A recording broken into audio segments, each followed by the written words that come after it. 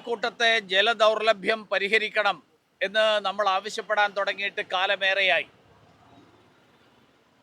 പലതരത്തിലുള്ള സമരങ്ങൾ നിയോജക മണ്ഡലത്തിനകത്ത് കഴിഞ്ഞ കാലങ്ങളിൽ നമ്മളെല്ലാവരും ചേർന്ന് നടത്തി. എനിക്ക് ഓർമ്മയുണ്ട്, തെരഞ്ഞെടുപ്പിന് മുൻപ് ഓങ്ങമൂട് അവിടുത്തെ പമ്പിംഗ് സ്റ്റേഷന് മുന്നിൽ അവിടെ ഗതാഗതം തടസ്സപ്പെടുത്തിക്കൊണ്ടുള്ള സമരമടക്കം നടത്തി. പക്ഷേ ഇത്രയും കാലമായിട്ടും ഒരു പരിഹാരമുണ്ടാക്കാൻ അധികൃതരുടെ ഭാഗത്ത് നിന്ന് ഒരു നടപടി ഉണ്ടായില്ല. ഒരു തെരഞ്ഞെടുപ്പ് നടന്നു, സർക്കാർ മാറി, പുതിയ സർക്കാർ ഭരണത്തിൽ വന്നു. പക്ഷേ കാര്യങ്ങളുടെ കിടപ്പിൽ ഒരു വ്യത്യാസവും ഇല്ല. ഇപ്പോൾ ഏറ്റവും ഒടുവിൽ ഈ തരത്തിൽ കേരള വാട്ടർ അതോറിറ്റിയുടെ മുന്നിൽ ഈ സമരവുമായിട്ട് വരാൻ ഞങ്ങളെ എല്ലാവരെയും പ്രേരിപ്പിച്ചിട്ടുള്ളത് സർക്കാരിൻ്റെ ഭാഗത്ത് നിന്നുള്ള അനാസ്ഥയും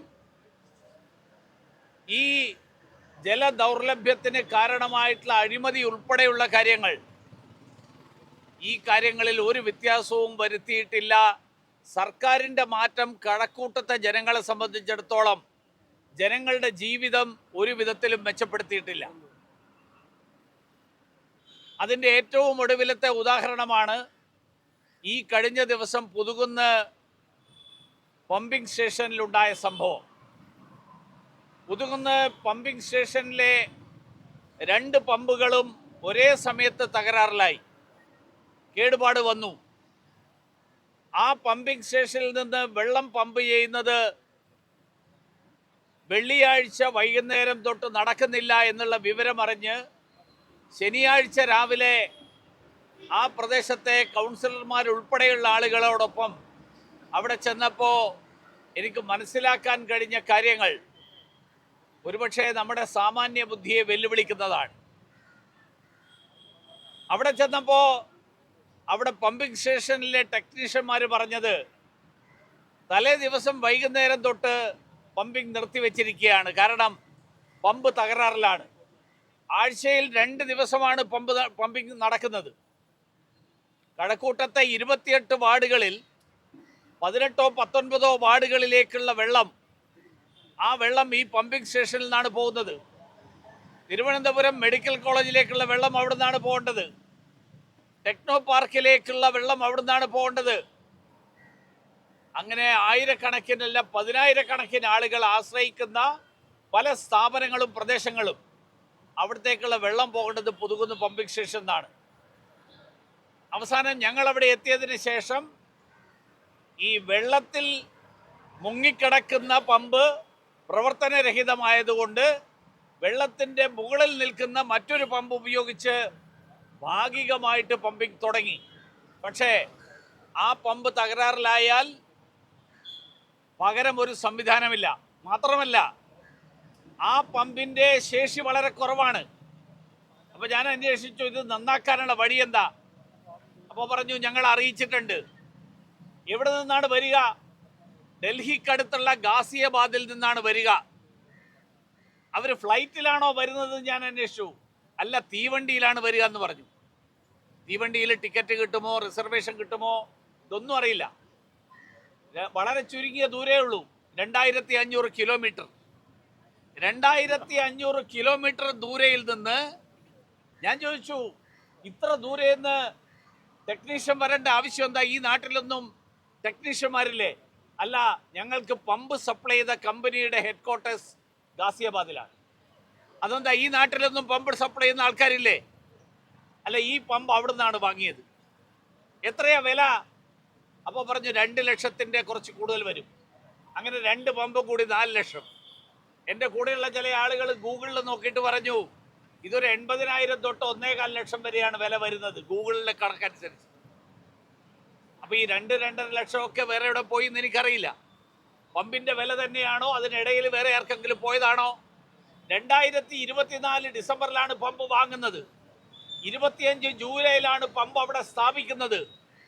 സെപ്റ്റംബർ മാസത്തിൽ പമ്പ് തകരാറിലായി. 2025 ജൂലൈയിൽ സ്ഥാപിച്ച പമ്പ് സെപ്റ്റംബറിൽ തകരാറിലായി. സെപ്റ്റംബർ തൊട്ട് ഇന്നലത്തത് ഉൾപ്പെടെ 4 തവണ ഇതിനകം തകരാറിലായി. എന്ന് പറഞ്ഞാൽ കഴിഞ്ഞ ഈ പമ്പ് സ്ഥാപിച്ച് 1 വർഷത്തിനിടയിൽ അവസാനത്തെ 9 മാസങ്ങൾക്കിടയിൽ 4 തവണ തകരാറിലായി. ഇനി ഈ പമ്പ് നന്നാക്കാൻ വേണ്ടി ഗാസിയാബാദിൽ നിന്ന് വരുന്ന ആളുകളെയും കാത്തിരിക്കുകയാണ് കഴക്കൂട്ടത്തെ ജനങ്ങൾ.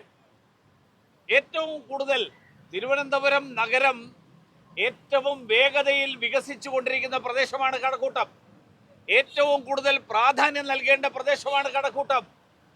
ബഹുമാന്യനായിട്ടുള്ള ജലവിഭവ വകുപ്പ് മന്ത്രിയുടെ ശ്രദ്ധ ഈ വിഷയത്തിൽ ഞാൻ ആകർഷിച്ചിരുന്നു നിയമസഭയിൽ. അദ്ദേഹം സമ്മതിച്ചു, കഴക്കൂട്ടത്ത് രൂക്ഷമായിട്ടുള്ള ജലക്ഷാമമുണ്ട്, ഞങ്ങൾക്ക് അതിനെക്കുറിച്ച് അറിയാം. മന്ത്രി സാറേ, അറിഞ്ഞുകൊണ്ട് കാര്യമില്ലല്ലോ. ഇതിന് പരിഹാരം കണ്ടെത്താനുള്ള നടപടികളല്ലേ അടിയന്തരമായിട്ട് ഉണ്ടാകേണ്ടത്.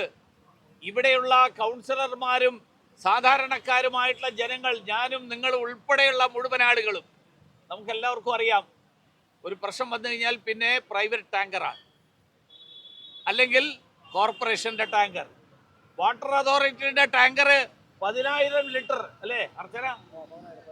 10,000 ലിറ്ററിന്റെ ടാങ്കറേ ഉള്ളൂ. അവരുടെ കയ്യിൽ ചെറിയ ടാങ്കർ ഇല്ല.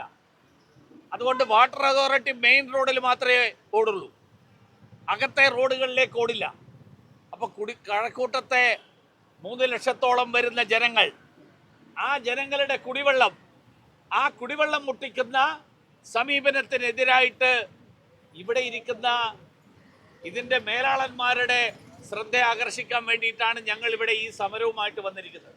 ഇത്രയും ദിവസം കഴക്കൂട്ടത്ത് സമരം ചെയ്തുകൊണ്ട് ഇവരുടെ കണ്ണ് തുറക്കുന്നില്ലെങ്കിൽ ഇവരുടെ കൺമുന്നിൽ നേരിട്ട് വന്ന് ഈ പ്രതിഷേധം രേഖപ്പെടുത്തണം എന്ന് തീരുമാനിച്ചിട്ടാണ് ഞങ്ങൾ ഇവിടെ വന്നത്. ഈ സർക്കാർ ഇത്തരത്തിലുള്ള ഒരു ഗുരുതരമായിട്ടുള്ള വിഷയം, ആ വിഷയത്തിൽ സർക്കാരിന്റെ നിലപാടെന്താ? സർക്കാർ ഇപ്പോഴും പിണറായിയുടെ അതേ ശൈലിയിലാണ്. പ്രഖ്യാപനങ്ങൾ, ഉദ്ഘാടനങ്ങൾ. കഴിഞ്ഞ ദിവസം 50 ദിവസം വിസ്മയ ദിനങ്ങൾ ആഘോഷിക്കുന്നത് കണ്ടു വി.ഡി. സതീശൻ. മെഡിക്കൽ കോളേജിൽ കെ മുരളീധരൻ ഒരു പുതിയ വലിയ ബോർഡ് വെച്ചിട്ട് അവിടെ ഉദ്ഘാടനം ചെയ്തു. 50 വിസ്മയ ദിനങ്ങൾ. ജനങ്ങൾക്ക് കുടിവെള്ളം കൊടുക്കാത്ത ആൾക്കാരാണോ 50 വിസ്മയ ദിനങ്ങൾ നടത്തുന്നത്? ഞങ്ങള് ഈ വിസ്മയ ദിനം ആഘോഷിച്ചതിന്റെ തലേ ദിവസം മെഡിക്കൽ കോളേജിൽ പോയി. മെഡിക്കൽ കോളേജിൽ ഏറ്റവും കൂടുതൽ ആളുകൾ വരുന്ന സ്ഥലം മെഡിക്കൽ കോളേജിലെ OP ബ്ലോക്കാണ്. ആ OP ബ്ലോക്കിലെ 3 നിലയിലും പോയിട്ട് ഒരു നിലയിൽ അവിടെ വെള്ളം കൊടുക്കാനുള്ള ഒരു മെഷീൻ വെച്ചിട്ടുണ്ട്, അതിൽ വെള്ളമില്ല. ബാക്കിയുള്ള 2 നിലയിൽ വലിയ ജാറ് വെച്ചിട്ടുണ്ട്, ജാറിൽ വെള്ളമില്ല. ജാറിന്റെ കൂടെ ഒരു ഗ്ലാസ് വെച്ചിട്ടുണ്ട്. ഞാൻ ചോദിച്ചു, മെഡിക്കൽ കോളേജിൽ വരുന്ന പലതരം അസുഖങ്ങളുള്ള ആളുകൾ ഒരു ഗ്ലാസ് ഉപയോഗിച്ചിട്ടാണോ ഈ ശുദ്ധജലം കുടിക്കേണ്ടത്? അസുഖമില്ലാത്തവനും കൂടി അസുഖമാവുന്ന സാഹചര്യം, ആ സാഹചര്യമല്ലേ ഉണ്ടാവുക? അവിടുത്തെ ഉദ്യോഗസ്ഥന്മാർക്ക് പരിഹാരമില്ല. ഞാൻ ചോദിച്ചു, ഈ ഹൗസ് കീപ്പിങ്ങിന്റെ ഏർപ്പാട് നോക്കുന്ന ആളുകൾ എല്ലാ ദിവസവും രാവിലെ ഇതിൽ വെള്ളമുണ്ടോ എന്ന് പരിശോധിക്കണ്ടേ? പരിശോധിക്കാനുള്ള സംവിധാനം ഉണ്ടോ? ഇല്ല. പക്ഷേ മന്ത്രിക്ക് വിസ്മയ ദിനം ആഘോഷിച്ചേ പറ്റൂ. 50 ദിവസത്തെ വിസ്മയം. കാരണം പിണറായി വിജയൻ നടത്തിയ ഒരു പാരമ്പര്യം, അത് തുടരുകയാണ് സതീശനും. പിണറായി വിജയൻ പാറ പൊട്ടിച്ച് ഈ നാട്ടിൽ അപകടം ഉണ്ടാക്കാൻ കഴിയുമെന്ന് തെളിയിച്ച മുഖ്യമന്ത്രിയാണ്. മേപ്പാടിയിലെ കാര്യം നമ്മൾ കണ്ടതാ. ഈ രാജ്യത്ത് ഇതുവരെ ഒരു മുഖ്യമന്ത്രി നേരിട്ട് പാറ പൊട്ടിക്കാൻ പോയിട്ടുണ്ടാവില്ല. മുഖ്യമന്ത്രി പാറ പൊട്ടിക്കാൻ പോയി, എന്നിട്ട് പറഞ്ഞു കേരളത്തിൽ ഇതാ പുതിയ വികസനത്തിന്റെ പുത്തൻ കുതിപ്പ് വരികയാണ്. അവസാനം എന്താ സംഭവിച്ചത്? 7 പേർ അവിടെ ജീവൻ നഷ്ടപ്പെട്ടു. മേപ്പാടിയിലെ ദുരന്തം, ആ ദുരന്തം ഉണ്ടാക്കിയത് കഴിഞ്ഞ സർക്കാരാണ്. ആ സർക്കാരിന്റെ വികലമായിട്ടുള്ള നയങ്ങളാണ്. ഈ സർക്കാർ വന്നതിന് ശേഷം അത് നിർത്തിവെച്ചോ? ഇല്ല. അപ്പൊ സതീശൻ പിണറായിയുടെ ആ വഴി പിന്തുടർന്നുകൊണ്ട് പോകാനാണ് തീരുമാനിക്കുന്നത്. അതുകൊണ്ടാണ് ഞങ്ങൾ പറഞ്ഞത്, ഉദ്ഘാടനങ്ങളുടെ മാമാങ്കങ്ങളല്ല, പ്രഖ്യാപനങ്ങളല്ല വേണ്ടത്. ഞങ്ങൾക്ക് വേണ്ടത് കുടിവെള്ളമാണ്. ഞങ്ങള് കുടിവെള്ളമാണ് ചോദിക്കുന്നത്, ബക്കാടിയല്ല.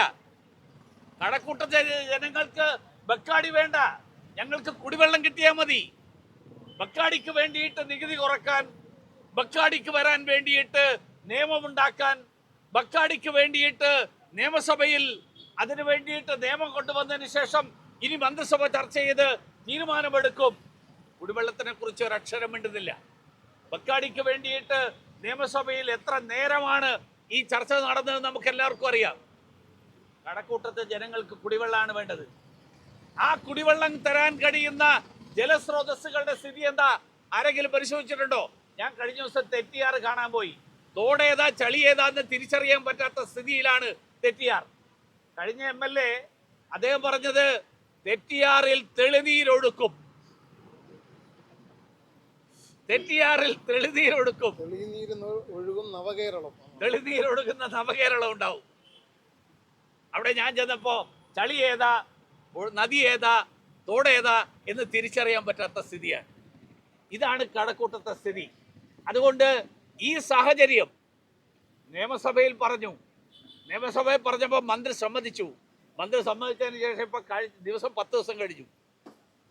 ഈ ഗാസിയാബാദിൽ നിന്ന് ടെക്നീഷ്യൻ വരുന്ന സാഹചര്യം ഒഴിവാക്കി. കാരണം അവിടുത്തെ ഇപ്പം മോണോ പമ്പാണ് വർക്ക് ചെയ്യുന്നത്. 2 പമ്പുകൾ വെള്ളത്തിലുള്ള സബ്മേഴ്സിബിൾ പമ്പ്. ആ പമ്പ് പ്രവർത്തനരഹിതമായിട്ട് വെള്ളിയാഴ്ച തുടങ്ങി, ഇന്ന് 4-ാം ദിവസമാണ്. അവിടെ വെള്ളിയാഴ്ചയും ചൊവ്വാഴ്ചയാണ്, ആഴ്ചയിൽ 2 ദിവസമാണ് പമ്പ് ചെയ്യുന്നത്. ഈ 2 ദിവസത്തെ പമ്പിങ്, ആദ്യത്തെ ദിവസം 24 മണിക്കൂറിൽ 12 മണിക്കൂർ കഴിഞ്ഞതിന് ശേഷമാണ് മോണോ പമ്പ് പ്രവർത്തിക്കാൻ തുടങ്ങിയത്. അതിൻ്റെ കുടിവെള്ളത്തിൻ്റെ ബുദ്ധിമുട്ട് അവിടുത്തെ ജനങ്ങൾ അനുഭവിക്കുന്നുണ്ട്. ഇനി ചൊവ്വാഴ്ചത്തെ പമ്പിങ് നാളെ തുടങ്ങുമ്പോൾ ഈ മോണോ പമ്പ് തകരാറിലായിരിക്കട്ടെ, അടുത്ത ദിവസങ്ങൾ കുടിവെള്ളത്തിന് നെട്ടോട്ടമോടുന്ന സാഹചര്യം, ആ സാഹചര്യമാണ് കഴക്കൂട്ടത്ത് വരാൻ പോകുന്നത്. അതുകൊണ്ട് സർക്കാർ കണ്ണു തുറക്കണം. ഈ ജല അതോറിറ്റിയിലുള്ള മേലുദ്യോഗസ്ഥന്മാരായിട്ടുള്ള വലിയ ഉദ്യോഗസ്ഥന്മാർ അവർ കണ്ണു തുറക്കണം. കഴക്കൂട്ടത്തെ ജനങ്ങൾക്ക് കുടിവെള്ളം, ദാഹജലം നൽകാനുള്ള നടപടി ഉണ്ടാകണം. ആ നടപടി ഉണ്ടായില്ലെങ്കിൽ ഞങ്ങൾ ഇന്നിപ്പോൾ കഴക്കൂട്ടത്ത് നിന്ന് കുറച്ച് ആളുകൾ ഇവിടെ വന്ന് ഈ സമരം ഇവിടെ ഇത്രയും പോലീസുകാരുള്ളൂ എന്ന് ഞങ്ങൾക്കറിയാം. അതുകൊണ്ട് അത്രയും ആൾക്കാർ വന്നാൽ മതി എന്നും ഞങ്ങൾക്കറിയാം. അതുകൊണ്ട് ഞങ്ങൾ അത്രയും പേരെ വന്നിട്ടുള്ളൂ. ഞങ്ങൾ ഇത് പരിഹാരമില്ലെങ്കിൽ ഞങ്ങൾ അവിടെ നിന്ന് ബാക്കി ആൾക്കാരെയും കൂടി വിളിക്കേണ്ടി വരും. കുടിവെള്ളം കിട്ടാത്ത ആൾക്കാർ ധാരാളം പേരുണ്ട്. അവരെല്ലാവരെയും ഞങ്ങൾ ഇവിടെ വിളിച്ചിട്ടില്ല. അതുകൊണ്ട് ഈ സമരം ഇതൊരു സൂചന മാത്രം. ഇത് ഇവിടുത്തെ വാട്ടർ അതോറിറ്റിയുടെ ചുമതല നോക്കുന്ന ബഹുമാന്യനായിട്ടുള്ള മന്ത്രിയുടെയും മുഖ്യമന്ത്രിയുടെയും ഒക്കെ ശ്രദ്ധയിൽ ഈ വിഷയം എത്തിക്കാൻ വേണ്ടി മാത്രമാണ് സമരം. അതുകൊണ്ട് ഞങ്ങളൊരു പ്രതിഷേധ സമരം എന്നുള്ള നിലയിൽ ഈ വിഷയത്തിൽ അടിയന്തരമായിട്ടുള്ള പരിഹാരമുണ്ടാകണം. ഈ പമ്പിന്റെ കേടുപാടുകൾ തീർത്ത് അടിയന്തരമായി അത് പ്രവർത്തനക്ഷമമാക്കണം. കടക്കോട്ടത്തോട് നിരന്തരമായിട്ട് കാണിക്കുന്ന അവഗണന, ഞങ്ങൾ അടുത്ത സമരത്തിന് അവിടെ ആൾക്കാർ ആവശ്യപ്പെട്ടു തുടങ്ങി. കാരണം ശ്രീകാര്യത്തെ ഗതാഗത കുരുക്ക്, ശ്രീകാര്യത്തെ പാലം നമ്മുടെ ബഹുമാന്യനായിട്ടുള്ള മുഖ്യമന്ത്രി 2025 ജനുവരി മാസം പണി ഉദ്ഘാടനം ചെയ്തപ്പോൾ പറഞ്ഞത് 18 മാസം കൊണ്ട് ഈ പണി പൂർത്തിയാവുന്നതാണ്. ഞാൻ കഴിഞ്ഞ ദിവസം അന്വേഷിച്ച് പറഞ്ഞത് മേൽപ്പാലത്തിന്റെ ഡ്രോയിങ് അടക്കം പൂർത്തിയായിട്ടില്ല. ഈ സർക്കാർ ഇറങ്ങിപ്പോകുമ്പോൾ ഏതാണ്ട് 14 മാസങ്ങൾക്ക് ശേഷവും ഡ്രോയിങ് പൂർത്തിയായിട്ടില്ല. മേൽപ്പാലത്തിന്റെ സൈഡിലുള്ള സർവീസ് റോഡിന്റെ പണിയാണ് ഇപ്പൊ നടക്കുന്നത്. അടുത്ത സമരം അവിടെ ആളുകൾ ആവശ്യപ്പെടുകയാണ്. കോൺഗ്രസ്സുകാർ അവിടെ സമരം നടത്തി, ആർക്കെതിരായ അവർ സമരം നടത്തുന്ന അറിയില്ല. നരേന്ദ്രമോദിയാണ് ഇത് ചെയ്യേണ്ടത് എന്നുള്ള ധാരണയിലാണോ അവർ സമരം നടത്തുന്നതെന്ന് എനിക്കറിയില്ല. കോൺഗ്രസ്സുകാര് ഈ ജനങ്ങളെ കബളിപ്പിക്കുന്ന പരിപാടികൾ അവസാനിപ്പിച്ച്, ഉദ്ഘാടന മാമാങ്കങ്ങൾ അവസാനിപ്പിച്ച്, ജനങ്ങൾ നേരിടുന്ന അടിയന്തരമായിട്ടുള്ള പ്രശ്നങ്ങൾക്ക് പരിഹാരം കണ്ടെത്താൻ നടപടികൾ എടുക്കണം എന്നാവശ്യപ്പെട്ടുകൊണ്ട് ഞാൻ എൻ്റെ വാക്കുകൾ അവസാനിപ്പിക്കുന്നു. എല്ലാവർക്കും നമസ്കാരം. ജയ് ബോലോ.